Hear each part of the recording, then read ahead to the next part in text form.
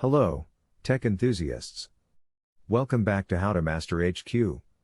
If you're new here, remember to subscribe and hit the notification bell so you won't miss our easy to follow tech tutorials. Today, we're going to guide you on how to lock a range of cells in Excel. We'll be locking cells from A1 to D1. This can be particularly useful when you want to prevent specific cells from being edited. So let's jump right in. Step 1. Open your Excel spreadsheet. Step 2. Begin by selecting the range of cells you want to lock. Click and drag from cell A1 to D1. Step 3. With the cells selected, right-click and choose Format Cells from the drop-down menu. This will open a new window.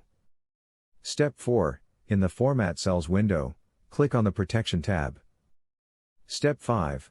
Under the Protection tab, ensure that the Locked checkbox is checked.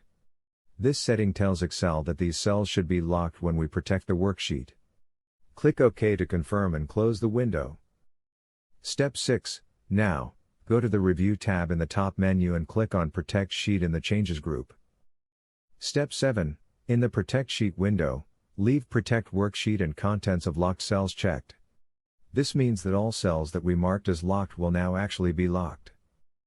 Step 8. To add a password, enter it in the Password to Unprotect Sheet box. Be sure to remember this password. Click OK to proceed. And voila! Cells A1 to D1 are now locked and cannot be modified unless the correct password is used to unprotect the sheet. Remember, locking cells only takes effect when the worksheet is protected, so don't forget to protect your worksheet after specifying the cells to be locked.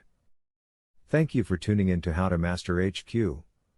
If you found this tutorial helpful, give us a thumbs up and subscribe for more easy to follow tech guides. See you in the next tutorial.